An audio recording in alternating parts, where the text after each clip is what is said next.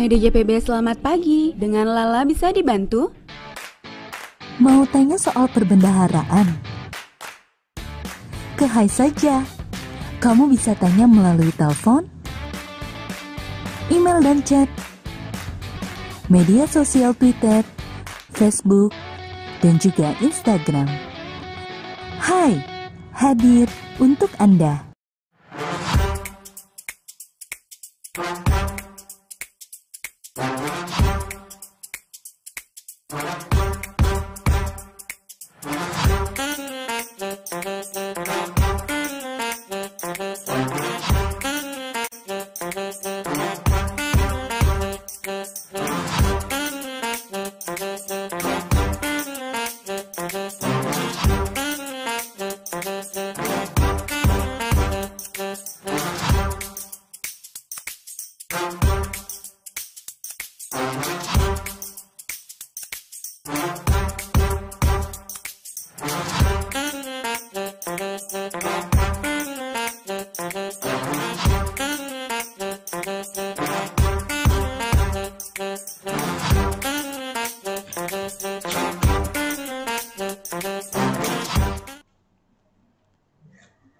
Assalamualaikum warahmatullahi wabarakatuh. Halo teman Hai dimanapun teman Hai berada. Kembali berjumpa lagi bersama saya Sofia Ningrum dalam program kesayangan kita Hai Talk episode 4, ngobrol tentang gaji ke-13. Nah, semoga teman Hai ini selalu dalam keadaan sehat walafiat dan jangan lupa tetap patuhi protokol kesehatan dengan cara menggunakan masker, mencuci tangan, dan menjaga jarak. Nah, sepertinya ini kalau Sofi lihat-lihat nih sudah banyak sekali yang bergabung bersama kita. Padahal ini baru dimulai beberapa menit yang lalu. Oke, kita sapa dulu teman Hai di seluruh Indonesia. Yang pertama ada dari KPPN Samarinda. Wah, dari KPPN Samarinda sudah bergabung. Halo KPPN Samarinda. Yang kedua ada dari KPPN Balikpapan. Halo KPPN Balikpapan. Wah, ini sebelahan nih. Lalu berikutnya ada juga dari KPPN Jakarta 2, tetangga kita. Ada juga dari KPPBC Purwokerto. Wah, halo Sobat Bea Cukai, bergabung kembali bersama kami. Lalu juga ada Iwan Handoko. Wah, ini waving hand secara khusus nih Pak, ke Pak Direktur. Selamat siang Pak Iwan.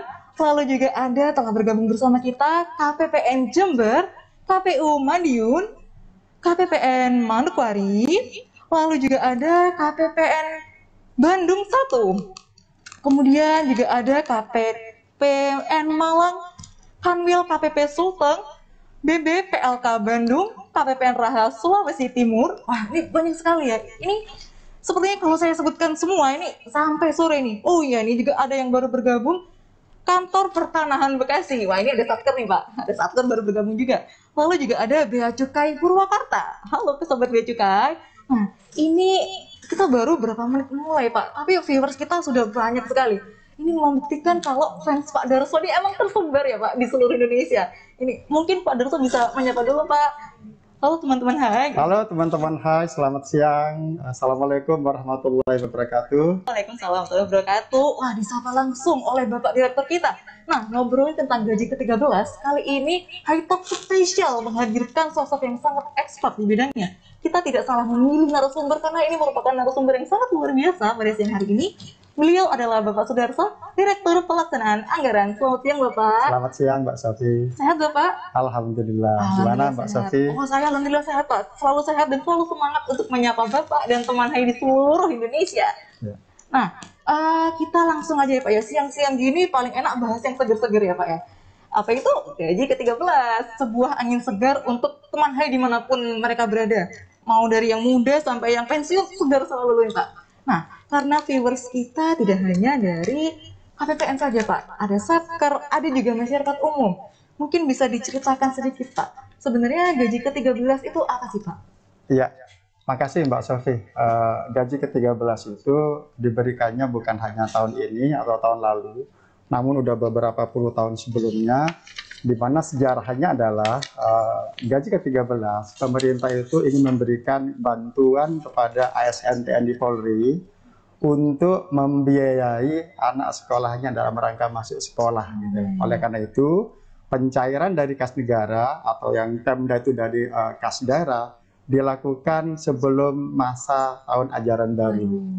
Nah, demikian juga dengan kebijakan yang dilaksanakan di tahun 2021 ini. Baik, jadi memang ini diadakan untuk mendukung putra-putri ASN kita untuk bersekolah ya Pak Iya, ya, betul. menimba ilmu setinggi-tingginya. Betul. Dan timingnya memang tepat ya Pak ya, di bulan Juni-Juli ini. Iya.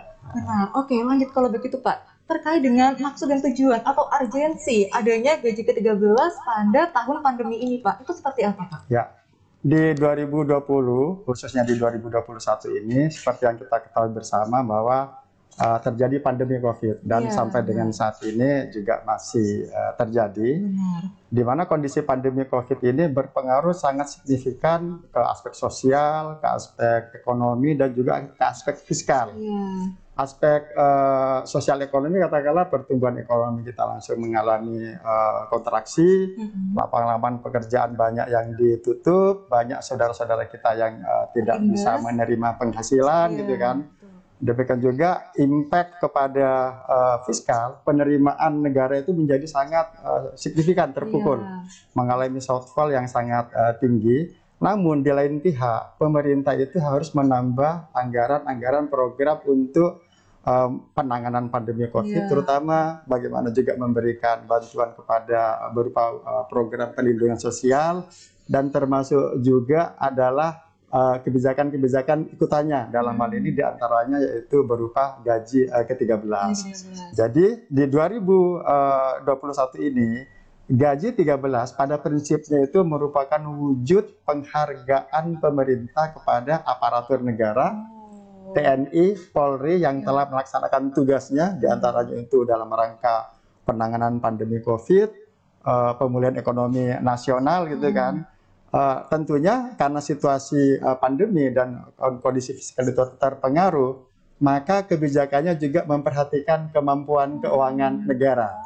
Dan yang tidak kalah penting terakhir tetap dalam rangka membantu aparatur TNI Polri untuk membiayai anak sekolah gitu. Oke, berarti selain memberi reward, lalu juga memberikan perhatian khusus kepada putra-putri mereka, tapi juga mempertimbangkan kemampuan keuangan negara, begitu ya Pak. Jadi tetap balance ya Pak. Dan satu hal lagi yang sangat penting adalah bahwa melalui pemberian gaji 13 ini diharapkan konsumsi masyarakat akan meningkat dan akan memberikan dorongan bagi percepatan pemulihan ekonomi nasional. Nah, jadi dalam mendukung program PEN juga ya Pak ya, untuk menggerakkan ekonomi Indonesia. Baik, selanjutnya sebenarnya nih Pak, ini cukup banyak sekali ditanyakan oleh teman hai di seluruh Indonesia. Apa saja sih Pak yang termasuk dalam komponen gaji ke-13 ini? Di 2021 ini yang menjadi komponen pemberian gaji 13 adalah gaji pokok, ditambah dengan tunjangan keluarga, tambah dengan tunjangan pangan, atau kalau dulu kita mengenalnya sebagai tunjangan beras, dan ditambah dengan tunjangan fungsional atau tunjangan struktural, tunjangan-tunjangan yang melekat di dalam gaji yang diterima oleh kita setiap bulan. Namun di 2021 ini tidak termasuk tunjangan kinerja atau insentif kinerja.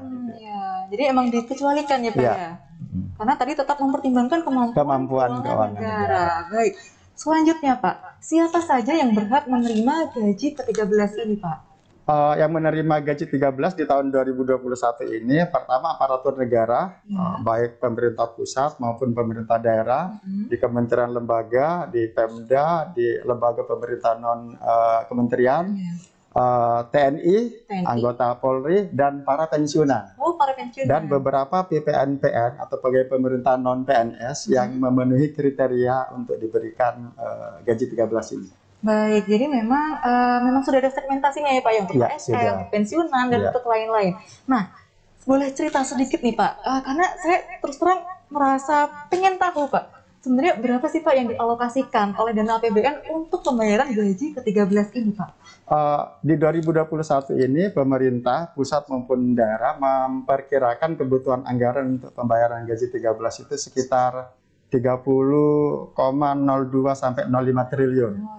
Di mana dari 30,02 sampai 05 triliun itu terdistribusi menjadi satu untuk keperluan pembayaran ini gaji bagi ASN pemerintah pusat sebesar 7,5 triliun. kepada pemerintah daerah itu sebesar 14 triliun dan pensiunan sebesar 8,1 triliun. Anggaran untuk keperluan itu semua, kalau yang beban pemerintah pusat maupun pensiunan sudah dialokasikan di DIPA KL yang bersangkutan tahun 2021. Sementara kalau untuk yang pembayaran ASN di Pemda itu merupakan bagian dari dana alokasi khusus yang telah ditransfer oleh pemerintah pusat setiap bulannya. Oh gitu, jadi memang sudah ada alokasinya ya Pak ya? Iya. Dan alokasi ini sekali lagi untuk mendukung perekonomian negara kita ya Ya, Pak ya? betul, ya. Gitu.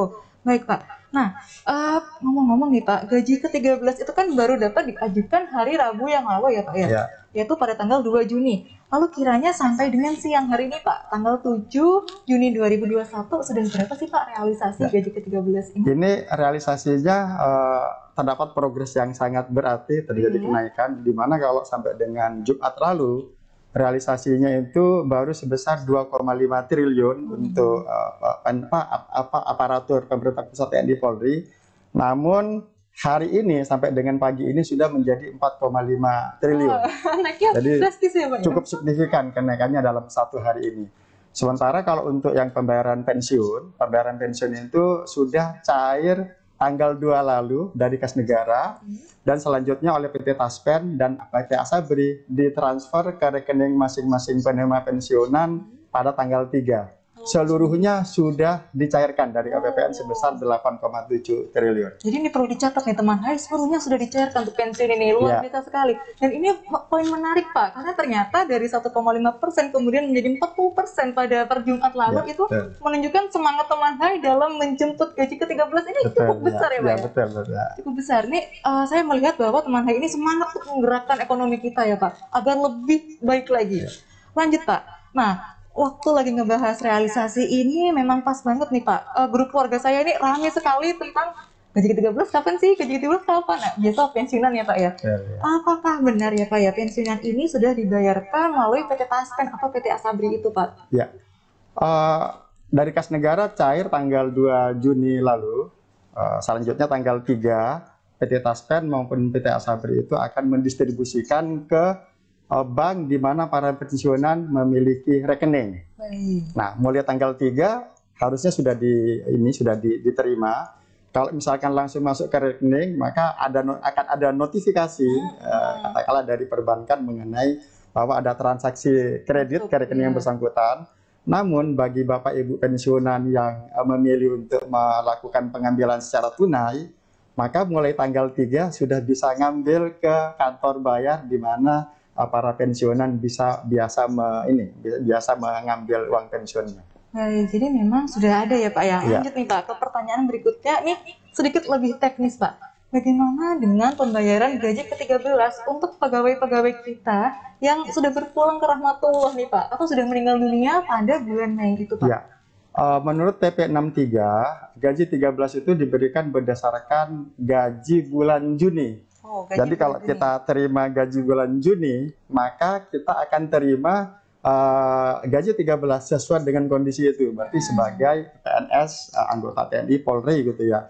Namun bagi yang sudah berpulang sebelum bulan Juni, maka posisinya dia sudah bukan penerima gaji. Namun nanti gaji 13-nya akan dibayarkan oleh PT Taspen kalau PNS atau Asabri kalau yang almarhum merupakan anggota TNI atau Polri. Oh begitu. Jadi memang sudah ada mekanisme sendiri ya Pak ya. Ya. Nah baik Bapak, ini dari tadi kita sudah berbicara asik sekali berdua sampai tidak sadar kalau ternyata sudah banyak sekali pertanyaan teman hai yang masuk. Nah, oke, kita langsung saja ke pertanyaan teman hai ya Bapak ya. Sudah siap Pak? Silakan Mbak. Oke siap, lanjut. Dari yang pertama adalah Walau Epic. Nah, mohon bantuannya dong untuk dibahas. Kira-kira PPNPN ini dapat nggak ya? Atau P3K ini dapat nggak ya? Karena saya masih bingung nih. Mohon untuk penjelasannya. Ya, P3K pada prinsipnya dibagi menjadi dua kelompok besar. Satu, P3K atau PPNPN yang memang direkrut sebagai pegawai. Ya. Namun ada juga PNPN atau P3K yang direkrut sebagai katakanlah seperti tenaga keamanan, tenaga kebersihan, satpam, cleaning service. untuk yang kedua ini, sesuai kita mengacunya kepada Undang-Undang Ketenagakerjaan bahwa kepada yang bersangkutan diberi 1 kali penghasilan sebagai tunjangan hari raya. Dan kemarin sudah dibayarkan pada saat pemerintah mencairkan THR. Nah, terkait yang PPN yang pertama yang jadi rekrutnya oleh pejabat pembina kepegawaian, maka THR dapat, gaji 13 juga dapat. Gitu. Dan pembayarannya juga sama statusnya. Statusnya adalah posisi di bulan Juni. Di bulan Juni itu statusnya seperti apa?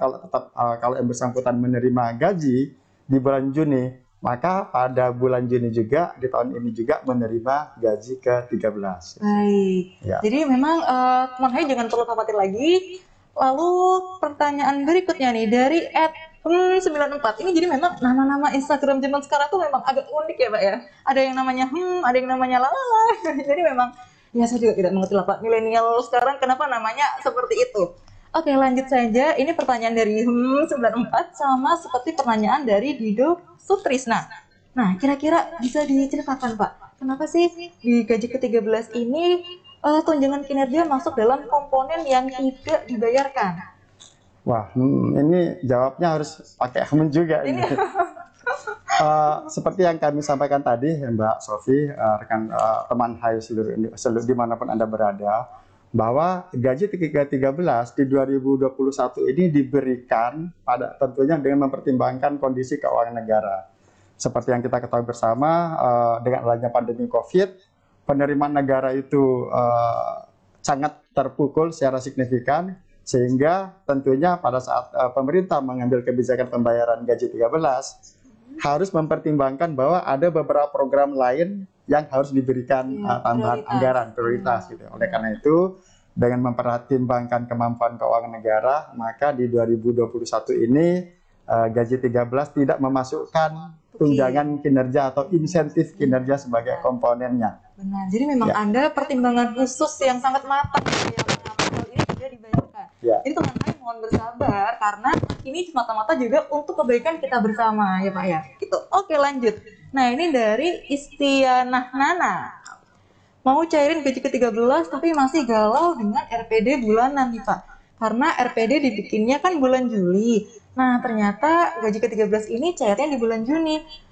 Nah, ini bagaimana ya Pak agar nilai IKFA saya tidak terpengaruh? Bagaimana Pak? Indikator kinerja bahan anggaran atau IKFA merupakan suatu alat yang diciptakan oleh Kementerian Keuangan untuk menilai kinerja pelaksanaan anggaran dari setiap kementerian lembaga. Di mana salah satu indikatornya itu adalah berkaitan dengan RPD. Atau mungkin secara teknis adalah halaman 3 DIPA. Halaman 3 DIPA itu merupakan alat bagi Kementerian Keuangan dalam hal ini Bendahara Umum Negara untuk mengetahui berapa sebenarnya rencananya Satker atau kementerian lembaga itu akan mencairkan anggarannya. Sehingga nanti kuasa bun akan bisa menyediakan sejumlah anggaran yang dibutuhkan pada saat yang diperlukan gitu kan. Ketentuan mengenai IKFA di 2021 itu diatur dalam Perdirjen nomor 4 tahun 2021, di mana di dalam Perdirjen tersebut terdapat norma atau klausula pengaturan bahwa apabila pemerintah mengambil satu kebijakan atau Menteri Keuangan mengambil satu kebijakan yang bisa berpengaruh terhadap nilai salah satu indikator kinerja dalam IKFA, maka kondisi itu bisa dikecualikan. Artinya, Mbak Nana, jangan khawatir nanti nilai IKFA-nya akan menjadi turun. Ajukan saja SPM gaji 13-nya sekarang. Untuk nilai IKFA, kita akan melakukan penyesuaian sesuai dengan ketentuan yang berlaku. Wah, baik. Jadi ini ada kabar baik untuk teman Hai. Jadi lakukan saja, nanti IKFA-nya akan ada penyesuaian, begitu. Jadi teman Hai tidak perlu khawatir. Karena memang begini Pak, di Hai Talk kemarin itu memang banyak sekali satker yang khawatir soal IKFA. Jadi mereka lebih takut IKFA-nya turun daripada gaji ke-13-nya tidak cair Pak, begitu. Karena memang IKFA ini right mereka ya Pak ya. Harusnya berani, jangan takut. Berani mencairkan gaji 13, berani nilai IKFA-nya tinggi. Oh itu, jadi imbang dua-duanya ya Pak. Imbang dua-duanya. Oke, nah teman Hai yang menyaksikan tontonan kita, teman Hai juga bisa mengajukan pertanyaan langsung pada kolom komentar live Instagram kita. Jadi tanyakan sebanyak-banyaknya, mumpung ada Bapak Direktur di samping saya. Oke, lanjut ya Pak ya? Ya, silakan Mbak. Siap, lanjut. Nah, ini kedua dari Clevia. Nah, Mbak Clevia ini tanya terkait dengan penjadwalan rekonsiliasi pada Jawa dan Bali nih Pak. Gimana baru bisa direkonsiliasi pada siang hari. Nah, itu berdampak pada antrian proses. Nah, kemudian berdampak pada penyelesaian itu. Bagaimana ya solusinya? Terkait dengan rekonsiliasi memang dengan waktu yang relatif singkat gitu ya untuk pencairan gaji 13, maka menjadi satu isu. Iya. Dan berdasarkan koordinasi kami dengan seluruh KPPN di seluruh Indonesia, bahwa KPPN itu nanti akan bisa melakukan pengaturan. Bisa melakukan pengaturan, KPPN memiliki data satuan kerjanya, mana yang besar, mana yang kecil. Nanti perlu dilakukan pengaturan jadwal untuk rekonsiliasi bagi satker besarnya itu kapan, satker kecilnya itu kapan. Dan pengaturan tersebut pada akhirnya memang sangat dibutuhkan, karena bagaimanapun juga pada saat sekian banyak orang, user akan melakukan suatu rekonsiliasi, sementara kapasitasnya mungkin tidak seleluasa untuk bisa dilakukan peningkatan, maka pengaturan antrian itu menjadi satu sangat dilakukan. Oleh karena itu, mohon untuk bisa berkoordinasi dengan KPPN juga bisa melakukan koordinasi agar pelaksanaan rekonsiliasi ini dapat berjalan dengan sebaik-baiknya dan pencairan gaji 13 bisa dicairkan sesuai jadwal yang diatur dan pada akhirnya akan bisa mendorong anak-anak para ASN, aparatur untuk bisa memasuki sekolah. Iya, baik. Jadi memang adanya penjadwalan rekonsiliasi itu untuk kebaikan juga ya Pak. Betul, ya? Agar tidak menumpuk gitu ya Pak ya, agar tidak lamban di sistemnya. Baik, lanjut Bapak. Dari Pospa 13. Nah, untuk gaji ke-13 ini sudah cair dari bulan Jumat Pak. Nah, ini agak sedikit curhat nih Pak pertanyaannya. Jadi sudah cair ke-13 tapi hanya lewat. Nah, ini bagaimana Pak solusinya? Lewat ini bukan suatu hal yang nggak bagus, karena bagaimanapun kalau kita melihat pengelolaan keuangan rumah tangga gitu ya, atau keuangan pribadi gitu kan, kita memiliki pendapatan, kita memiliki rencana belanjanya untuk apa. Kalau misalkan ada beberapa prioritas mungkin yang memerlukan dana lebih besar dari penghasilan kita, dan itu untuk hal yang sifatnya produktif, itu bukan suatu hal yang tidak baik. Demikian juga di level negara. Dimanapun negara pasti memiliki sumber pendapatan, ada prioritas mengenai belanjanya. Pada saat misalkan prioritas tersebut atau program yang akan dibelanjakan itu membutuhkan anggaran yang lebih besar dari pendapatan yang diperkirakan diterima, maka bisa menerbitkan surat utang. Tinggal bagaimana kita menggunakan itu untuk hal-hal yang sifatnya produktif. Dan produktif, serta kalau boleh saya berpesan, pergunakanlah semaksimal mungkin produk dalam negeri. Ini dia yang perlu jadi catatan untuk teman Hai, gunakan produk dalam negeri ya Pak ya. Terutama produk UMKM. Itu produk UMKM agar mendorong UMKM kita untuk lebih eksis ya Pak ya. Karena memang harus teman Hai ketahui bahwa UMKM ini merupakan salah satu alat penggerak ekonomi kita ya Pak ya. Jadi memang 97% pelaku usaha di Indonesia masih UMKM, benar ya Pak ya. Baik, nah ini Pak, ada pesan menarik dari penanya kita yang pertama tadi, dari Walau Epic. Alhamdulillah, gaji 13 sudah masuk rekening. Langsung ya Pak ya. Terima kasih Kemenkyu, terima kasih DJPB, dan terima kasih KPPN. Nah, silakan ditanggapi Bapak. DJPB khususnya rekan-rekan kami, rekan-rekan kita di KPPN itu berupaya semaksimal mungkin agar pencairan gaji 13 ini bisa berjalan dengan lancar. Bahkan terdapat beberapa KPPN yang hari Sabtu dan Minggu lalu juga tetap membuka layanan penerimaan SPM, sehingga SPM-nya bisa diproses, dan pagi tadi SP2D itu atau pencairan sudah bisa dilakukan dari kas negara. Jadi memang ini makanya Mbak Walau Epic ini langsung sujud syukur nih Pak. Langsung mengucapkan terima kasih untuk Kemenkyu, DJPB, dan KPPN. Nah, ini memang menjadikan sinergi ya Pak ya. Sinergi antara Satker dengan KPPN-nya. Ya, betul. Baik, lanjut ya Pak ya. Ya, silakan Ini Mbak Sofi. penanyanya sangat aktif sekali nih. Nah, sekalian saya ingatkan juga teman Hai masih dapat bertanya pada kolom komentar kita. Jadi silahkan ajukan pertanyaan yang sebaik-baiknya untuk kita bahas bersama di siang hari ini. Benar Bapak? Ya, silakan Mbak. Oke, lanjut. Ini ada pertanyaan dari Leroy Yaise. Terlanjur membuat RPD Juli. Nggak apa-apa kan ya Pak diajukan Juli? Wah ini dulu sekali nih Pak bahasanya. Ya. Kalau melihat dari tujuan dari adanya kebijakan gaji 13 ini, yaitu untuk mendorong pertumbuhan ekonomi, maka kami menyarankan, meminta agar penyampaian pencairannya itu bisa dilakukan di bulan Juni. Ya. Kalau kita lihat pengumuman BPS terhadap tentang pertumbuhan ekonomi untuk triwulan 1, kita memang sudah mengalami pembalikan gitu ya, mengalami pembalikan, ada rebound pertumbuhan ekonomi. Namun di triwulan 1 2021 masih pertumbuhan ekonomi kita tuh minus 0,74%. Ya, kami berharap dengan adanya program-program pemerintah termasuk gaji 13 ini yang bisa dicairkan dan selanjutnya bisa dibelanjakan oleh penerima gaji 13 akan bisa mendorong agar pertumbuhan ekonomi Indonesia di triwulan kedua ini bisa masuk ke positif. Gitu. Jadi kalau bisa ajukan sekarang, kalau terkait dengan RPD, tolong koordinasikan dengan KPPN mitra kerjanya. Dan kami sudah ada kebijakan bahwa terkait dengan gaji 13 ini dikecualikan dari aspek RPD-nya, memperoleh dispensasi. Baik, jadi memang kita harapkan mereka ini segera mengajukan. Betul, ya Pak ya, karena agar segera menggerakkan perekonomian kita. Nah, agar di triwulan kedua kita sudah mempunyai pertumbuhan ekonomi yang positif. Betul, ya Pak ya. Baik. Pertanyaan berikutnya dari Lina Isnainining. Gimana nih bacanya? Lina Isnainining. Begitulah Pak, nama Instagram zaman sekarang. Berdasarkan pengamatan saya nih Pak, ternyata saya ini adalah gimana nih? Adalah CPNS dari Pemda Pak. Ya. Dan beliau bertanya, apa nih Pak turunnya gaji ke-13 untuk saya? Nah, itu bagaimana?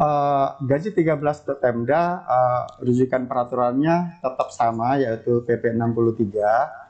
Di mana di sana diatur dibayarkannya itu paling cepat mulai bulan Juni, dan arahan Pak Presiden pada saat kemarin mengumumkan penandatanganan PP 63, beliau menyampaikan agar bahwa gaji 13 akan disalurkan, akan dicairkan menjelang anak masuk sekolah.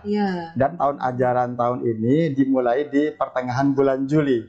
Oleh karena itu ya pencairan dari CPNSD atas beban APBD itu seyogianya dicairkan sebelum masuk masa pelajaran baru. Dan tadi juga sudah Bapak singgung kalau di Pemda ini memang sudah ada anggarannya ya Pak ya. 14,5 triliun ya Pak. Betul. Jadi hampir 15 triliun. Dan berdasarkan data yang ada di kami, bahwa sudah cukup banyak Pemda yang setelah melakukan pencairan gaji 13 kepada aparaturnya. Oke, jadi memang sudah banyak. Jadi mungkin Mbak Lisna ini tinggal menunggu saja ya Pak. Betul, ya, karena mungkin saat ini sedang diproses. Baik, lanjut nih Pak. Nih ada pertanyaan dari Demakria_Manik. Nah ini mungkin beliau baru bergabung nih Pak. Apakah honorer mendapatkan gaji ke-13? Nah, ini lebih spesifik Pak, bukan PPNPN lagi, tapi honorer. Gimana tuh Pak? Kalau honorer di luar driver gitu ya, di luar driver, tenaga keamanan, cleaning service maupun OB, itu apabila diangkat sebagai oleh pejabat pembina kepegawaian, dan di dalam kontraknya itu kontrak bekerjanya itu minimal 1 tahun, atau kalaupun belum 1 tahun bekerja, namun di dalam kontraknya itu dinyatakan menerima gaji 13 sesuai PP 63 adalah berhak menerima gaji 13. Oke. Jadi itu perlu digarisbawahi ya oleh teman Hai sekalian. Nah, ini berikutnya ada pertanyaan menarik juga nih Pak dari akun anonim Pak. Samuan Jakarta bertanya. Nah, pada tahun 2020 gaji ke-13 diterima tanpa adanya besaran tukin. Begitu pula pada tahun 2021. Apakah tahun depan akan sama, Pak? Wah, ini pertanyaan futuristik nih, Pak. Tentunya kebijakan-kebijakan yang diambil oleh pemerintah berkaitan dengan kebijakan fiskal akan mempertimbangkan banyak hal. Kondisi makronya seperti apa, kondisi ekonominya seperti apa, kondisi fiskalnya seperti apa. Kira-kira seperti itu. Nanti tahun depan akan seperti apa? Kita sama-sama berharap agar pandemi COVID bisa segera kita atasi, pemulihan ekonomi juga bisa segera baik, dan pada akhirnya semua hal tersebut akan berpengaruh terhadap kebijakan antara lain mengenai gaji 13 atau THR di tahun 2022-nya. Baik. Nah, berarti memang itu semua tergantung pada kemampuan keuangan negara kita Betul, ya, Pak ya. ya. Jadi kita teman Hai bersama-sama berdoa agar pendapatan kita semakin meningkat tiap harinya dan belanja kita juga terkontrol. Ya. Agar pada tahun berikutnya gaji ke-13 ini cair sesuai dengan harapan teman Hai masing-masing. Ya. Baik, selanjutnya ada pertanyaan dari Sri Diva. Jika ada kementerian yang PPNPN-nya memenuhi kriteria nih Pak untuk mendapatkan gaji ke-13, tetapi dia tidak dibayarkan hak tersebut, apakah ada sanksinya Pak? Pembayaran gaji 13 di samping kriteria-kriteria yang diatur dalam PP 63 tentunya juga melihat ketersediaan anggaran. Ya. Ketersediaan anggaran. Apabila anggarannya tersedia, yang bersangkutan juga memenuhi kriteria, maka yang bersangkutan berhak untuk diberikan gaji 13. Oke, jadi memang hal itu sudah diatur ya Pak ya? Iya. Baik, kita lanjut ke pertanyaan berikutnya. Nah, ini pertanyaan berikutnya ada tentang tips dan trik nih Pak. Bagaimana tips dan trik agar kita dapat membelanjakan gaji ke-13 kita dengan baik dan di jalan yang benar Pak? Di jalan yang benar nih. Baik dan di jalan yang benar ya. Iya. Tentunya kita membelanjakannya untuk hal-hal yang bermanfaat tentunya gitu ya. Iya. Untuk yang membawa kebaikan. Pertama, yang kedua untuk mendorong pertumbuhan ekonomi, mendorong produksi dalam negeri, tentunya kita belanjakan kepada barang-barang yang merupakan produk dalam negeri, khususnya yang merupakan produk dari UMKM. Itu Jadi dia. untuk keperluan sekolah banyak produk yang merupakan produk UMKM, banyak yang merupakan produk dalam negeri. Iya, benar. Demikian juga kalau misalkan dipergunakan untuk keperluan yang lain. Iya, benar. Ya. Jadi memang kita harus menekankan pada belanja dalam negeri Pak ya, Betul, belanja ya. produk dalam negeri. Karena teman Hai, seperti teman Hai ketahui bersama, kalau sekarang produk dalam negeri kita tuh sudah bersaing ya Pak ya dari segi kualitas dan kuantitasnya. Jadi teman Hai jangan khawatir karena produk dalam negeri kita sekarang sudah sangat bervariasi, sudah sangat beragam. Jadi tidak ada alasan untuk tidak membeli produk dalam negeri. Ya, betul. Begitu. Oke, lanjut nih Pak. Dari penanya berikutnya, ini dari anonim juga Pak, dari bertanya lagi Pak, 94. Mau bertanya nih, kok Depok belum cair sama sekali ya Pak ya? Nah ini, ini pertanyaan yang teknis ya Pak ya? Kota Depok mungkin ya? Iya. Bisa jadi itu masih berproses karena pada prinsipnya pencairan gaji 13 itu berdasarkan pengajuan permintaan. Oke. Katakanlah seperti di kantor pusat misalkan itu ya. Berproses juga kalau minggu lalu itu baru cair sebesar 2,5 triliun. Setelah itu ada satuan kerja kementerian lembaga yang siap untuk mengajukan permintaan pembayarannya di hari ini, maka bisa dilakukan pencairan, dan hari ini mengalami kenaikan menjadi 4,5 triliun gitu kan.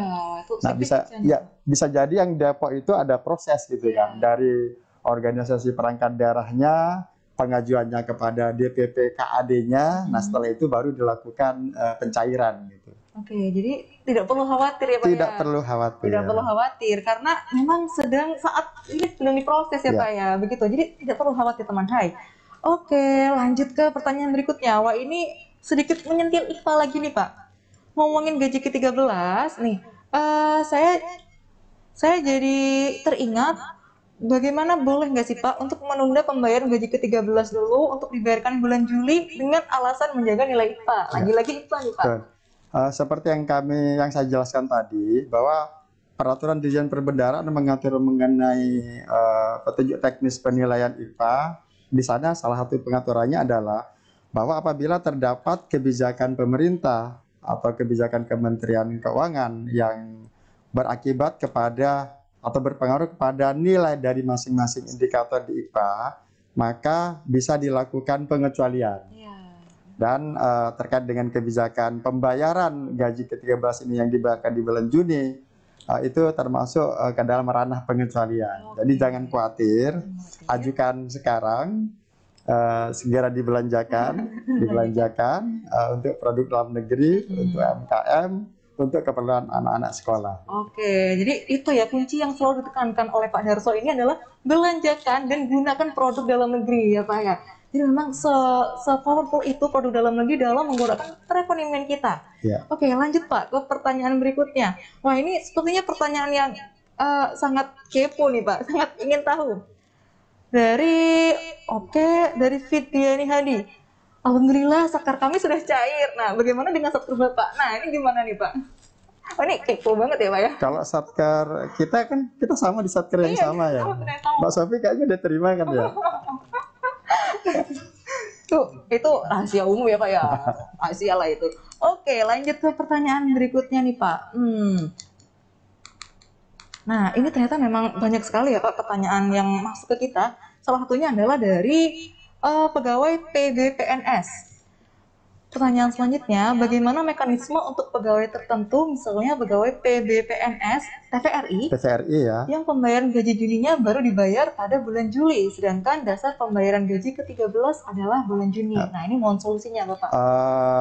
LPP TVRI pembayarannya memang untuk bulan Juni itu dibayarkan di bulan Juli. Tapi sebenarnya dia adalah penghasilan di bulan Juli. Oh, begitu. Jadi pada saat yang bersangkutan terima gaji bulan Juni, maka yang bersangkutan berhak menerima gaji ke-13. Walaupun misalkan pelaksanaan pembayarannya itu baru dibayarkan di bulan Julinya. Jadi nggak ada masalah. Jadi nggak ada masalah. Ya. Oke. Nah, lanjut nih Pak, berbicara tentang milenial ya Pak ya, yang saat ini sudah mulai merambah di satker-satker dimanapun itu, sudah mulai banyak sekali kaum milenial. Pak Darso boleh sharing sedikit Pak tentang bagaimana penggunaan gaji ke-13 ini untuk milenial, terutama para CPNS, agar uangnya itu nggak in out begitu Pak? Mengenai penggunaan uang, ada prinsipnya seperti yang kami sampaikan tadi gitu ya. Kita melakukan belanja tentunya untuk hal-hal yang sifatnya worth it gitu ya. Kita mengeluarkan uang ini untuk hal yang worth it enggak, yang memberikan manfaat kepada kita tidak itu ya. Itu yang pertama. Yang kedua ya untuk mendukung supaya ekonomi kita itu bagus, maka pada saat kita melakukan belanja, kalau membeli produk, gunakanlah produk dalam negeri. Nah, gunakanlah atau belilah produk-produk UMKM gitu. UMKM. Baik, jadi memang milenial nih, lagi-lagi milenial dituntut untuk membeli produk dalam negeri ya Pak ya. Dan produk dalam negeri itu ada sepatu, ada tas, ada juga skincare ya Pak ya sekarang itu. Karena memang perlu saya sampaikan kepada teman saya di seluruh Indonesia bahwa UMKM itu merupakan salah satu pilar dalam penggerak ekonomi nasional.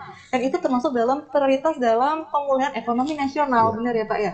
Nah, bayangkan jika 97% usaha di Indonesia adalah UMKM, lalu teman Hai membelanjakan uang gaji 13-nya untuk UMKM, berapa banyak UMKM yang diberdayakan ya Pak ya?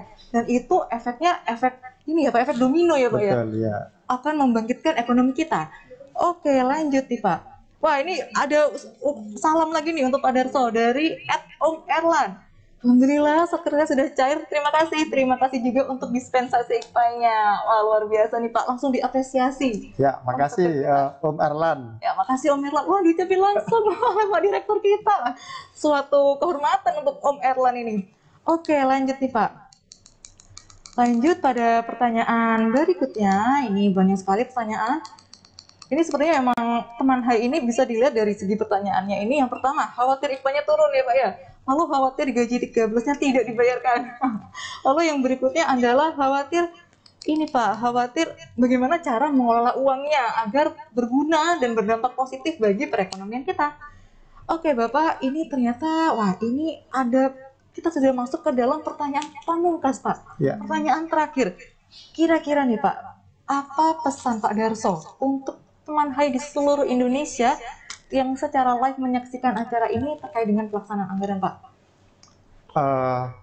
Pelaksanaan anggaran itu disediakan untuk mencapai target-target yang ditetapkan. Yang pada akhirnya besarannya adalah bagaimana Republik Indonesia ini maju sejahtera gitu kan ya.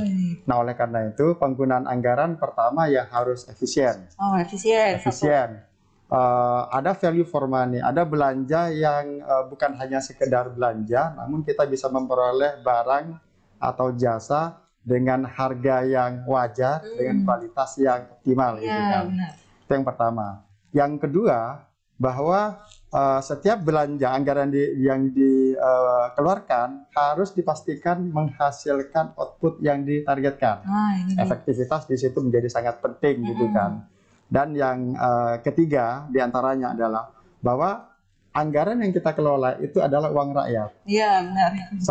Satu rupiah pun harus dipertanggungjawabkan. Iya, benar. Oleh karena itu, penggunaan anggaran yang menjadi tanggung jawab kita di masing-masing satuan kerja, di masing-masing kementerian lembaga itu harus dilaksanakan sesuai dengan ketentuan yang berlaku dan dapat dipertanggungjawabkan berdasarkan peraturan yang berlaku juga. Baik. Nah, jadi tetap harus mempertimbangkan efek efisiensi dan efektivitas ya Pak ya.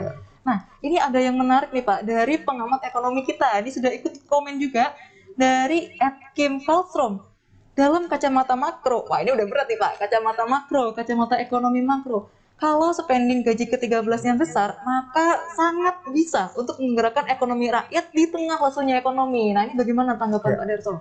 Memang benar itu Mbak Sofi, bahwa kalau kita lihat pertumbuhan ekonomi, salah satu unsurnya itu adalah konsumsi. Gitu ya. Nah, konsumsi ini antara digerakkan melalui pengeluaran rumah tangga. Itu kan. Benar. Pada saat kita selaku aparatur negara katakanlah menerima gaji 13 dan membelanjakannya untuk keperluan diantaranya untuk sekolah, maka sudah barang tentu akan memberikan dorongan bagi pertumbuhan ekonomi. Secara teorinya seperti itu dan memang seperti itu. Tinggal bagaimana pada saat kita membelanjakan itu untuk bisa memberikan value added. Value added kepada produk dalam negeri, kepada produknya UMKM. Nah, baik Bapak, ini jadi memang ini masih align ya Pak dengan tujuan makro fiskal negara kita, ekonomi negara kita. Baik, lalu ini memang banyak sekali Pak yang cerita tentang manfaat gaji ke-13 yang mereka rasakan. Ada yang langsung bisa membayar untuk sekolah anaknya, membayar UKT juga nih Pak, karena UKT memang lumayan ya Pak ya pada zaman sekarang UKT ini. Jadi walaupun online, UKT ternyata tetap juga dibayarkan. Oke, lanjut ke pertanyaan berikutnya. Ini ada lagi yang mau curhat nih Pak, mau curhat kalau gaji ke-13 ini sangat menolong putra-putrinya untuk dapat melanjutkan sekolah nih Pak. Wah ini jadi memang pas sekali timingnya ya Bapak ya. Jadi, nah ini sepertinya ada fans Bapak menyapa nih Pak dari @Yasmin Aulia. Oh iya. Wah ini Bapak saya nih. Jadi putri Bapak Darso ini menyapa langsung ini. Halo Mbak Yasmin. Apa kabar? Halo Mbak Yasmin. Ini ada yang nanya lagi nih. Di komentari berikutnya, kira-kira kenal nggak Pak Darso sama saya ya? Sama Pak Yasmin ini? Kenal lah. Dia putri saya. Dia putri saya. Halo Mbak Yasmin. Wah, suatu kehormatan saya bisa berbincang langsung dengan Pak Darso. Terima kasih Mbak Yasmin ya. Pak Darso saya pinjam dulu Mbak.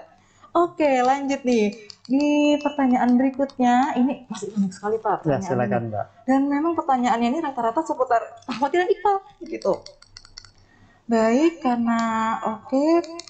Baik Bapak, sepertinya pertanyaannya memang sudah berulang dan sudah Bapak jawab dengan paripurna tadi. Jadi sepertinya kita sudahi saja High Talk ini ya Pak ya. Terima kasih atas sharing ilmu Pak Darso yang sangat luar biasa, yang telah memberikan value added bagi knowledge kita Pak, yang telah memberikan pemaparan dengan gamblang sekali kepada kita. Dan kita juga mengucapkan terima kasih kepada seluruh tim Pak Darso yang telah membantu kelancaran siang hari ini. Terima kasih juga untuk teman Hai di seluruh Indonesia yang telah berpartisipasi aktif dalam High Talk episode 4 kali ini. Tetap patuhi protokol kesehatan dan jangan lupa ikuti giveaway Hai DJPB karena kita baru saja pecah telur 10.000 followers Instagram. Jadi teman Hai bisa untuk ikuti giveaway kita dengan cara mengklik atau melihat postingan terakhir kita tentang giveaway, yaitu caranya buka Instagram lalu buka postingan terakhir kita. Di sana sudah dijelaskan secara jelas bagaimana tata cara mengikuti giveaway-nya. Jangan lupa tetap dukung Hai DJPB sebagai kanal edukasi perbendaharaan dengan cara follow sosial media kita, baik Twitter, Instagram, maupun Facebook di @HaiDJPB. Akhir kata, saya Sofia Ningrum dan sebelah saya Sudarso. Mengucapkan pamit undur diri. Sampai jumpa di High Talk berikutnya. Assalamualaikum warahmatullahi wabarakatuh. Hai Talk, diskusi solutif secara eksklusif.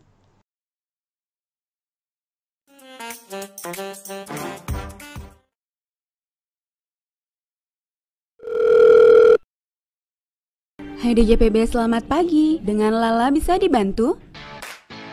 Mau tanya soal perbendaharaan? Ke Hai saja. Kamu bisa tanya melalui telepon, email dan chat, media sosial Twitter, Facebook, dan juga Instagram. Hai, hadir untuk Anda.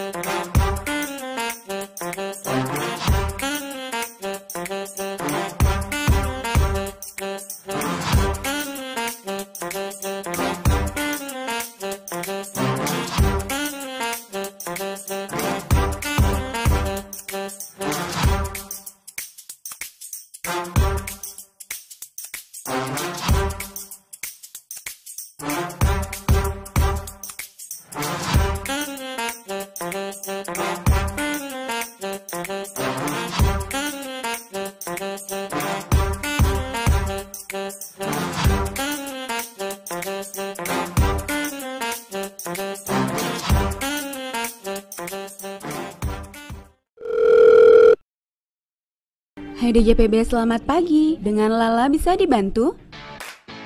Mau tanya soal perbendaharaan? Ke Hai saja. Kamu bisa tanya melalui telepon, email dan chat, media sosial Twitter, Facebook, dan juga Instagram. Hai, hadir untuk Anda.